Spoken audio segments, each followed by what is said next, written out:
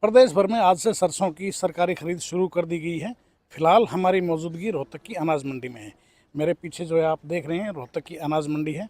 सरसों की सरकारी खरीद के आदेश जारी किए जा चुके हैं, लेकिन ख़ास बात यह है कि रोहतक की मंडी में कोई ख़रीद नहीं हो रही है। इसका कारण ये नहीं है कि सरसों की खरीद में कोई दिक्कत हो।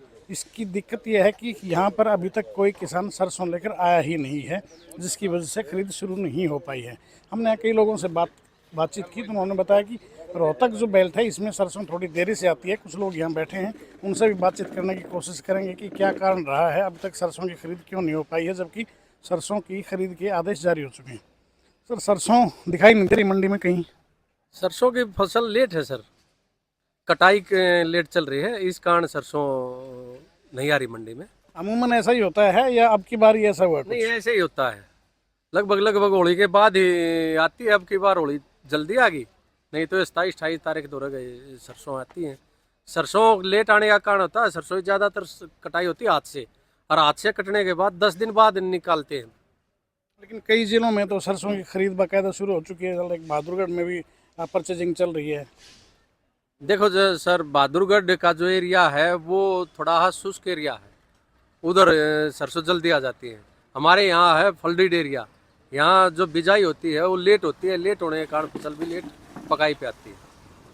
आदेश जारी हो चुके हैं, तैयारियां भी पूरी हैं, लेकिन अभी तक खरीद इसलिए शुरू नहीं हो पाई क्योंकि सरसों आ ही नहीं पाई है। हाँ जी, हाँ जी। पहले खरीद की डेट थी 28 तारीख, लेकिन उन मंडियों में जो भिवानी, दादरी, महेंद्रगढ़, हिसार, उधर सरसों आ चुके हैं। इसलिए सरकार ने वो रेट कम था मंडी में, किसान का जो फसल बिक्री हो रही थी 5251, सरकार का रेट है 5450, इसलिए सरकार ने थोड़ा जल्दी कर दिया 15 तारीख।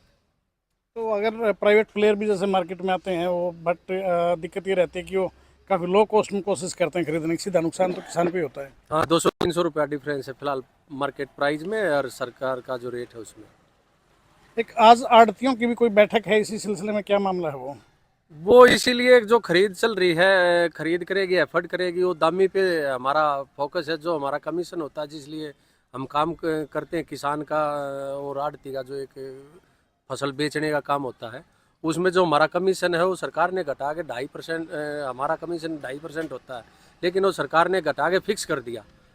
अब करें 1.25% देंगे, 100% में क्या होता है, 1.25% में तो खर्चे भी पूरे नहीं हो रहे। तो इसी सिलसिले में बैठक बुलाई गई है। अगर ये डिमांड्स आप लोगों की जो है अगर सरकार नहीं मानती है, देन क्या एक्शन रहेगा आप लोगों का? देखो, वो मीटिंग होएगी, उसमें क्या फैसला होता है, प्रधान जी हैं और मंडी के गणमान्य व्यक्ति हैं, जो फैसला लेंगे वो तो मीटिंग होने के बाद ही पता चलेगा अभी क्या है। लेकिन हमारी मांग ये है कि हमारा जो कमीशन है उसको मत घटाओ। इस देश के अंदर सबसे कम जो कमीशन पे काम होता है वो हमारा है। इतने कम कमीशन पे कोई काम नहीं हो रहा। कहीं ऐसा तो नहीं होगा पिछली बार की तरह, अगर मान लो सरकार मांगे नहीं मानती है तो दोबारा से आड़ती हड़ताल पे चले जाए, किसान भी नुकसान उठाना पड़े, ऐसी कोई संभावना तो नहीं है?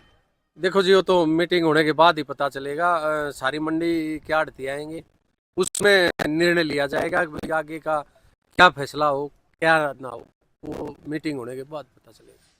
तो ये आज मीटिंग का इन्होंने जिक्र किया है, आज इसी सिलसिले में बैठक भी है। जो पिछली दफ़ा की अगर बात करें तो जो परचेजिंग हुई थी, चाहे वो गेहूं का मामला था या सरसों का, तो काफ़ी कन्फ्यूजन की स्थिति रही थी और कई दिन तक अवरोध रहा था, हड़ताल पे भी चले गए थे। अब की बार स्थिति क्या होती है देखने वाली बात होगी, क्योंकि आज बाकायदा आड़तियों ने अपने कमीशन के रिगार्डिंग एक बैठक भी बुलाई है और उस बैठक में क्या निर्णय लिया जाएगा ये देखने वाली बात होगी। फिलहाल की अगर बात करें तो रोहतक में सरसों की आवक शुरू नहीं हो पाई है, जिसकी वजह से यहाँ पर परचेजिंग भी नहीं हो पा रही है।